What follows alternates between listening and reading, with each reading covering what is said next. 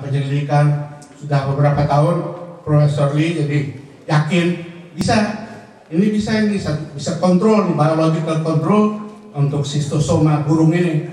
Lalu kita coba lebih besar lagi, bekerjasama dengan profesor dari Bangkok Mahidol University. Kita pergi ke Thailand, di Khon Kaen itu di sebelah utaranya Bangkok itu ada sawah-sawah di mana ada banyak Schistosoma burung itu secara alam. Nah di situ kita coba, saya Profesor Lee tiap bulan pergi ke Thailand, juga ada beberapa penyelidik dari Amerika turun. Nah, itu kita sebarkan lalu keong, dia itu cacing yang dominan ini untuk memberantas Schistosoma dari burung. Nah, itu kesimpulannya sudah penyelidikan 2 tahun. Kesimpulannya bahwa betul bisa kita secara alam. Jadi bukan hanya di laboratorium, tapi juga dengan penyelidikan di Malaysia, lalu penyelidikan di Thailand. Itu Prof dan timnya mengambil kesimpulan bisa kita coba ini sebagai alat pemberantas. Lalu kita mau coba di daerah yang Schistosoma manusia yang benarnya. Profesor Lee lalu bikin grant untuk cari uang, cari dana. Kita mau kerjakan di Mesir atau di Ethiopia. Itu grant dikirim ke NIH, tes dari Amerika, minta uang. Mereka komitinya memeriksa itu usul-usul dan dapat kabar usulnya diterima, usulnya baik. Tetapi NIH waktu itu sedang ada pengurangan biaya. Jadi biayanya tidak ada. Jadi grantnya itu approved but not funded. Nah, habis. Jadi untunglah Profesor Lee waktu itu mempunyai grant lain, maka beliau bisa kembali ke UC San Francisco untuk riset lainnya. Saya waktu itu menginisiasi, wah ini kalau kerja riset tergantung dari grant, tiap 3 tahun, 5 tahun, kita job security-nya nggak ada. Lalu saya kembali jadi mahasiswa kedokteran untunglah San Francisco terima. Saya sekolah lagi di situ, jadi mahasiswa kedokteran yang tertua lah waktu itu. Dan saya pindah dari bekerja di klinik, di rumah sakit. Nah, maka itulah akhirnya saya punya karir sebagai riset. Tapi ini cacing saya masih ingat peperangan saudara cacing di dalam keong. Mencegahnya gimana Pak? Untuk mencegah, menyembuhkannya? Siapa ya? Mencegah dan menyembuhkannya. Oh, ini penyakit Schistosomiasis atau penyakit bilharziosis. Ada ratusan ribu orang yang kena.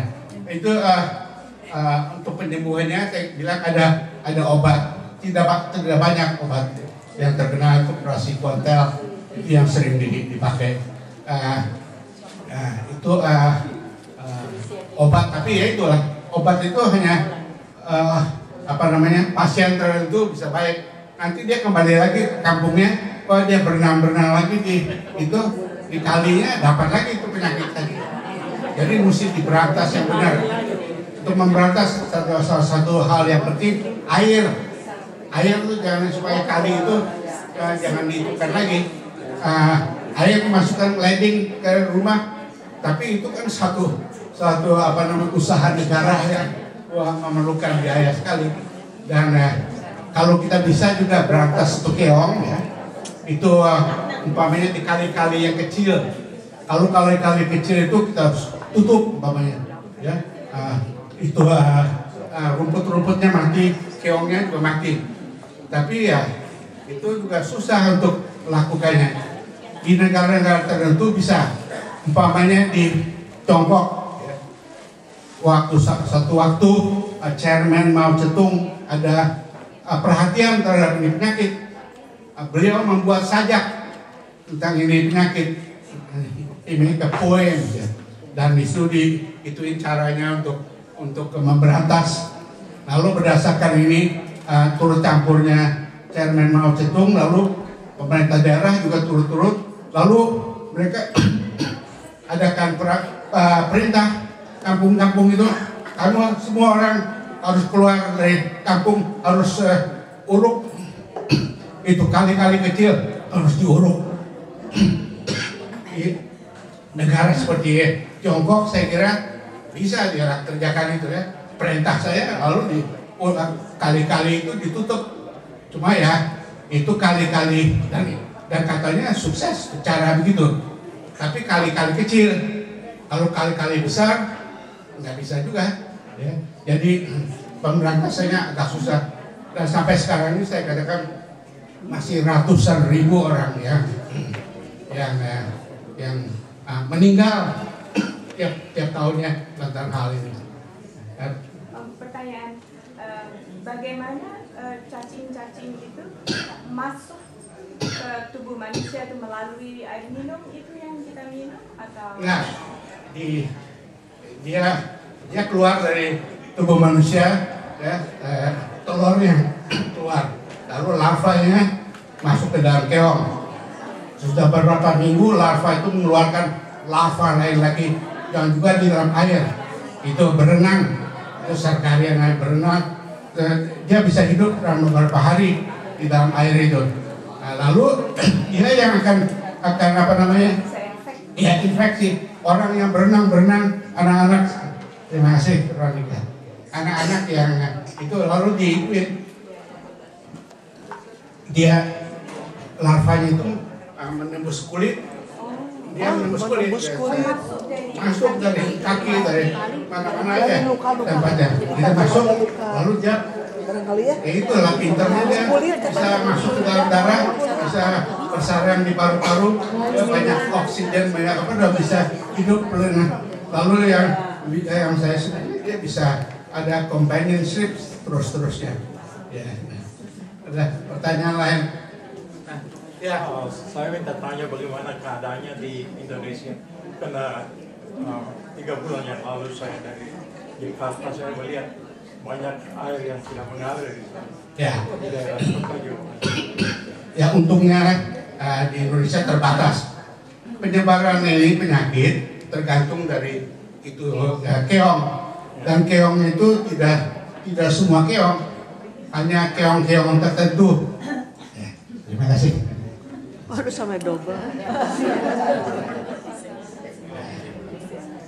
Kadang di Jakarta umpamanya tidak ada, yaitu di daerah Lindu itu ada, ya di Sulawesi daerah Lindu itu ada 3 kampung di sekitar Lindu itu ada, jadi beberapa ribu orang lah yang ada infeksi. Bagaimana kalau di kampung obat cacing itu kombandrin, biasanya suka ada di TV itu. Nah, kombandrin itu cacing sak perut, cacing yang ada di perut askaris, itu kombandrin biasanya. Itu membantu juga terutama anak-anak sekolah, kalau itu bisa dia punya beban cacing diturunkan, ya anak-anak sekolah itu tiba-tiba jadi angka-angkanya jadi bagus, lebih sehat ya. Jadi tapi kombandrin itu bukan buat cacing ini, cacing di dalam darah itu khususnya, jadi ada